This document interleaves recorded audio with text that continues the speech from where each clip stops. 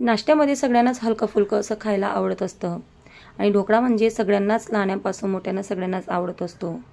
अगदी सुंदर रेसिपी आहे आणि झटपट बनवून तयार होते आणि कमी साहित्यात बनवून देखील तयार होते. तर पूर्ण व्हिडिओ बघण्या अगोदर माझ्या यूट्यूब चॅनलला नक्कीच सबस्क्राईब करा. इथे मी अर्धा कप मुगाची डाळ घेतलेली आहे आणि ती रात्रभर अशी भिजत घातली होती. हाच अर्धा कप भरून मी इथे मुगाची डाळ घेतलेली आहे. सकाळी अतिघाई असल्यामुळे मी रात्रीची डाळ भिजत घातली होती आणि रात्री डाळ भिजण्याचा एक फायदा ती मस्त अशी भिजली जाते. तर इथे मी एक मिक्सर जार घेतलेला आहे मोठा. त्यामध्ये मी डाळ जी आपण भिजलेली आहे ती एका चाळणीच्या चमच्याने मी पाणी निथळून काढून घेत आहे. तर लागल्यास तुम्हाला ते पाणी घालायचे, तुम्ही ते पाणी देखील घालू शकता, कारण आपण अगोदरच 2 ते 3 पाणी वॉश करून मगच डाळ भिजायला घातलेली असते. तर 2 हिरव्या मिरच्या, थोड्याशा आल्याचा तुकडा, चवीनुसार मीठ, थोडंसं निंबूसत्व असं आपल्याला यामध्ये घालायचं आहे. निंबूसत्व मी इथे 1/4 टीस्पून घेतलेलं आहे आणि मीठ जे आहे ते मी इथे अर्धा चमचा घेतलेला आहे आणि 2 टेबलस्पून मी इथे बारीक किंवा जाड रवा तुमच्याकडे जो अवेलेबल असेल तो घ्यायचा आहे. दही घ्यायचं आहे अर्धी वाटी आणि अर्धा कप मला इथे पाणी लागलेलं आहे या बॅटरसाठी. तर तुम्ही इथे तुमच्या हिशोबाने डाळ कमी जास्त करू शकता. तुम्हाला जर 1 कप घ्यायची तर 1 कप घ्या किंवा तुम्हाला कमी घ्यायची तर तुम्ही कमी देखील घेऊ शकता. तर मी ते अर्धा कपच्या हिशोबाने तुम्हाला प्रमाण दाखवत आहे. तुम्ही त्या हिशोबाने डाळ घेऊन मग बनवू शकता.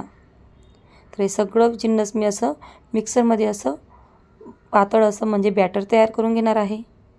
तर ढोकळ्याचं बॅटर आपल्याला ठाऊकच असेल कसं असतं, तर त्या हिशोबाने मी इथे बॅटर हे तयार करून घेतलेलं आहे. बघू शकता किती सुंदर असं आपलं हे बॅटर बनवून तयार झालेलं आहे.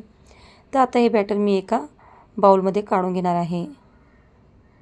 बाउलमध्ये काढून झाल्यानंतर ते बॅटर आपण व्यवस्थित असं थोडंसं फेटून घ्यायचं आहे. एक मेन गोष्ट लक्षात ठेवा, टिप समजा लागल्यास तुम्ही जेही तुम्ही ढोकळ्याचं बॅटर घ्याल, मग ते बेसनचं असो किंवा डाळीचं असो, तुम्ही जेवढं त्याला फेटाल तेवढं आपलं बॅटर हे फ्लफी बनतं आणि ढोकळा हा एकदम स्वादिष्ट असा बनतो. तर इथे मी 1 टेबलस्पून तेल घातलेलं आहे. त्यामध्ये तेल तुम्ही त्या टायमाला देखील घालू शकत होता, पण मी तसं न करता मी नंतर तेल यात घातलेलं आहे आणि हे बॅटर व्यवस्थित असं फेटून घेत आहे. मस्तपैकी हे बॅटर फेटून झाल्यानंतर ते फ्लफी बनतं आणि आपला ढोकळा देखील स्पंजी बनतो. थोडीशी हळद घालायची आहे. हळद घातल्यामध्ये भरपूर लोक म्हणजे त्यांचा अनुभव असतो की आमचा ढोकळा लाल पडतो, तर बिलकुल तसं काही नाही आहे. हळद घातल्यानंतर देखील व्यवस्थित असं फेटून घ्यायचं आहे. कोणताही ढोकळा बनवताना किंवा इडली असो, वडे असो, आपण ते पीठ फेटत असतो आणि मगच बनवत असतो, कारण त्याच्यानंतरनी रिझल्ट हा छान येत असतो. तर इथे मी 1/2 टीस्पून असा इनो घेतलेला आहे. तुम्ही इथे बेकिंग सोडा देखील घेऊ शकता. तर इनो आपण इथे पूर्ण घातलेला नाही, फक्त अर्धा चमचा आपण इथे इनो घातलेला आहे. आपल्या बॅटरची कन्सिस्टन्सी अगोदरच बरी होती, तर म्हणून मी नंतरनी काही पाणी त्यामध्ये ॲड केलेलं नाही आहे. व्यवस्थित असं चमच्याच्या सहाय्याने, विस्कच्या सहाय्याने तुम्ही हे व्यवस्थित असं फेटून घ्यायचं आहे आणि एका प्लेटमध्ये तुम्ही हे सगळं मिश्रण असं ओतून घ्यायचं आहे. त्याचा अगोदर तुम्ही त्या प्लेटला तेल लावून घ्यायचं आहे.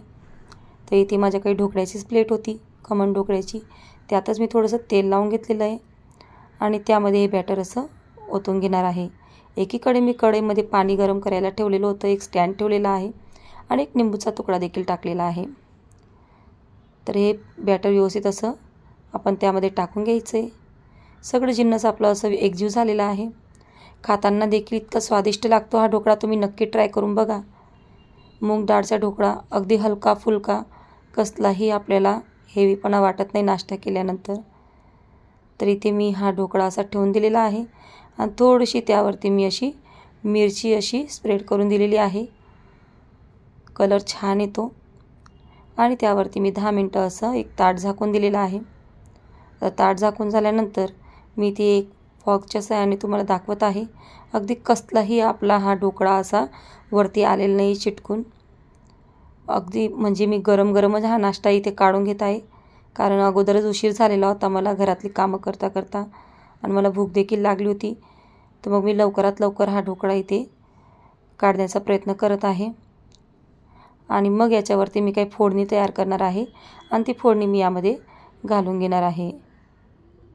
तर इथे मी काही मिरच्या घेणार आहे, थोडीशी राई, थोडंसं जिरं, अर्धा चमचा साखर हे सगळं काही व्यवस्थित टाकून झाल्यानंतर त्यामध्ये थोडं पाणी टाकून घेणार आहे तडका लावल्यानंतर आणि मग असं मिश्रण मी यामध्ये टाकणार आहे. तर बघू शकता आपण किती सुंदर असा आपला हा ढोकळा इथे बनून तयार झाला आहे. अगदी जाळीदार आपला इथे हा ढोकळा बनून तयार झालेला आहे. खायला देखील तितका सुंदर लागतो हा ढोकळा. तुम्ही नक्की ट्राय करा माझी ही रेसिपी आणि तुम्हाला कशी वाटली मला तेही नक्की सांगा.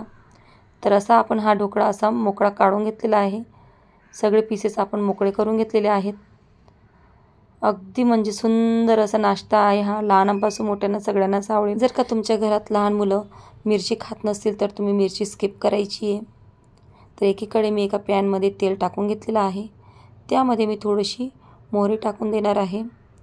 ती तडतडल्यानंतर मी त्यामध्ये जे आपण मिरच्या आहेत थोड्याशा लांब स्लाईसमध्ये कापून घेतलेल्या त्या देखील मी त्यामध्ये टाकून देणार आहे.